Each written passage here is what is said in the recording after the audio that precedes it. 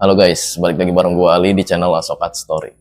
Beberapa hari yang lalu gue udah membahas ransum tentara Jerman, lebih tepatnya ransum tentara SA Jerman ya geng, di PD2 atau ketika PD2 berlangsung.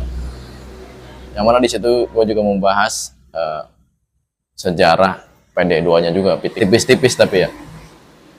Dan di video kali ini gue akan membahas ransum pasukan SS Jerman era PD2.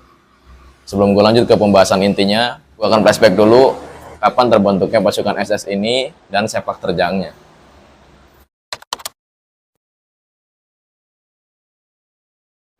Pasukan SS dibentuk pada tahun 1930-an, beberapa bulan setelah si Kumis Kotak menjabat sebagai kanselir Jerman.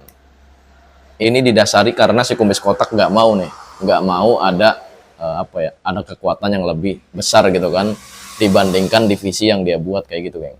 Dan juga ini merupakan pelindung pribadi si Kumis Kotak pastinya lah. Karena dia pun takut, geng, pastinya lah.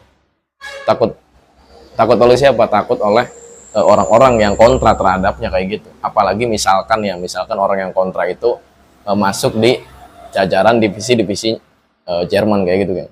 Maksud gue divisi pemerintahannya kayak gitu. Misalkan ada orang SA nih atau orang tentara angkatan darat Jerman nih, ada yang nggak seneng, cuman si Kumis Kotak nggak tahu. Nah itu tuh, geng, nanti yang membackup kayak gitu atau yang membentengi orang-orang seperti itu adalah pasukan SS kayak gitu. Jadi gue terangkan lagi nih, geng, biar lebih mudah. Pasukan di Jerman itu pasukan angkatan darat ya, maksud gue pasukan angkatan darat Jerman ketika tahun 1930 sampai tahun 1945. Jadi ada dua nih, geng, pasukan angkatan daratnya. Yang pertama adalah SA, yang kedua adalah SS. Nah, SA dibuat oleh negara, sedangkan SS dibuat oleh partai kayak gitu. Partainya siapa? Partainya si Kumis Kotak pastinya lah. Karena sebelum si Kumis Kotak menjabat, SS itu belum ada. Pokoknya di situ semua kebutuhannya itu si Kumis Kotak dan juga para antek-anteknya tuh, geng, yang memikirkannya kayak gitu. Misalkan asramanya di mana, asrama untuk calon prajurit SS ini gitu kan, makanannya apa, itu juga cara pendidikannya kayak gimana, latihannya apa aja, seragamnya kayak gimana, mereka yang ngedesain tuh. Jadi langsung gitu, geng, langsung kanselirnya sendiri kayak gitu. Bahkan di sini terkesan terkesan dianaktirikan kayak gitu, geng, SA ini, padahal yang awalnya SA adalah orang-orang yang mendukung si Kumis Kotak ya nggak, untuk apa, untuk menjadi kanselir pastinya lah. Cuman ketika sudah menjadi kanselir, dia kayak kayak menomorduakan lah kayak gitu, geng. Kenapa gue bisa bilang menomorduakan? Karena banyak faktor, geng. Pertama mungkin karena itu adalah pasukan kesayangannya gitu kan, dan pasukan yang paling dia elu-elukan lah kayak gitu, geng. Yang kedua adalah karena ya pastinya dia ada propaganda politik tersendiri kayak gitu, geng. Jadi maksud gue kayak gini loh. Jadi pasukan SA itu jangan sampai fokus untuk melengsarkan si Kumis Kotak kayak gitu. Nah, untuk mengacaukan fokus itu, si Kumis Kotak membuat cara, yaitu membangun divisi lain, yaitu SS kayak gitu. Jadi mereka lebih fokus ke, bagaimana gue lebih bagus nih daripada SS kayak gitu. Jadi mereka nggak ada tuh pikiran buat ngelengsarin si Kumis Kotak kayak gitu, geng, karena pikirannya udah teralihkan tuh untuk bersaing kayak gitu loh, untuk bersaing dengan si pasukan SS ini kayak gitu, geng. Dan terbukti salah satu contohnya pasukan SA dianaktirikan adalah ransumnya nih, geng, atau makanannya nih, bekalnya gitu kan. Bekal tentara SA lebih sederhana kayak gitu dibandingkan pasukan SS. Jadi pasukan SS itu lebih mewah dan juga lebih enak lah kayak gitu bahasa gampang, geng. Contoh nih ya, gue jelasin ransum SS nih, geng. Jadi langsung ke pembahasan intinya. Ransum SS itu sebenarnya secara garis besar sama ya, geng, cuman ada beberapa tambahan dan juga pengemasannya yang berbeda.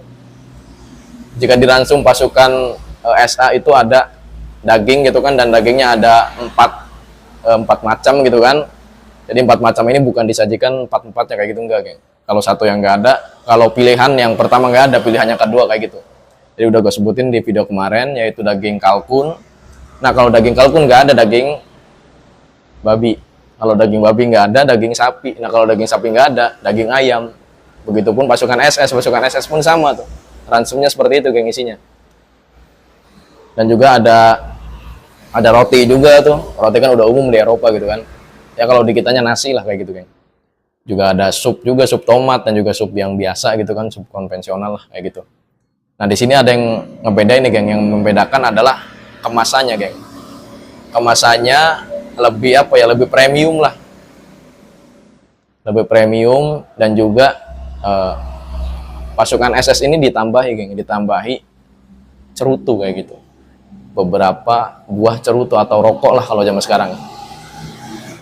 Dan ini merupakan apa ya? Merupakan satu kontroversi juga sih. Kenapa? Karena kanselir Jerman yang membentuk SS dan yang yang melu-elukan SS gitulah.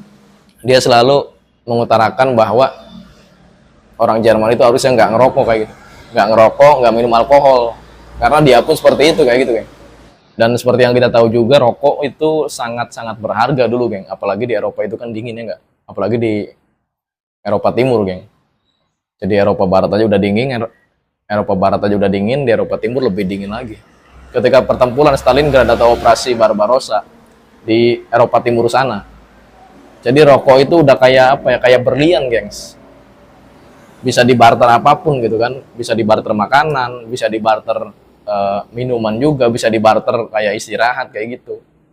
Kan ada tuh beberapa tentara yang kayak mager lah gitu kan, mager dan udah muak gitu kan, dijadiin kerja paksa gitu kan, dijadiin pekerja paksa. Makanya mereka mengatasinya, yang punya cerutu mereka ngasih cerutu nih untuk ditukarkan dengan waktu istirahat beberapa jam kayak gitu, kayak. Bahkan ada juga sebagian yang mengakali gitu kan, mengakali dengan cara ngambil banyak tembakau nih sama kertasnya gitu kan, bikin banyak cerutu nih. Nah, akhirnya di situ dia kayak apa ya, kayak malas-malasan gitu, geng. Ya setiap waktu kerja dia nyogoknya pakai cerutu gitu kan. Terus juga misalkan dia makanan yang gak enak nih, ditukar pakai cerutu juga kayak gitu. Bisa ditukar pakai selimut juga, pakai baju gitu kan.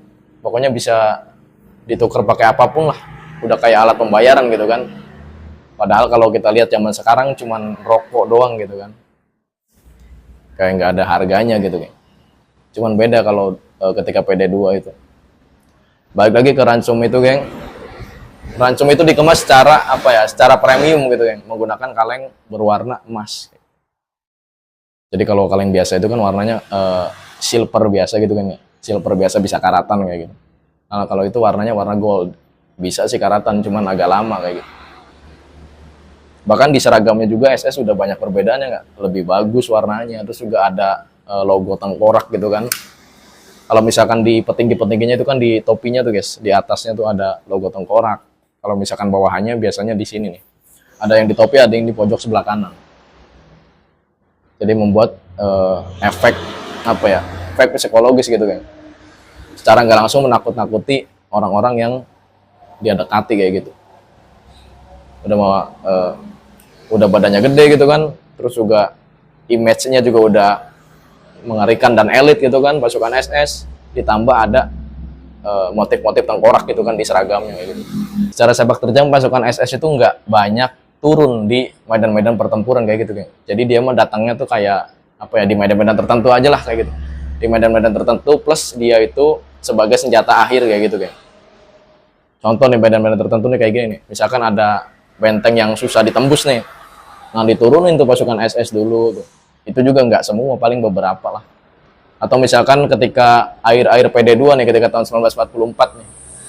Itu kan banyak tuh pasukan Uni Soviet dan juga pasukan sekutu tuh yang udah merangsek masuk ke Jerman gitu kan, ke Berlin. Nah, di situ banyak tuh, mulai dikeluarin semua tuh pasukan SS tuh. Dari yang muda, terus juga yang senior-senior yang dikeluarin semua tuh pasukan SS. Untuk apa? Untuk menghalau serbuan pasukan sekutu dan juga pasukan Uni Soviet pastinya, geng. Jadi biar mereka susah gitu kan masuk ke bunkernya si kumis kotak pastinya, geng.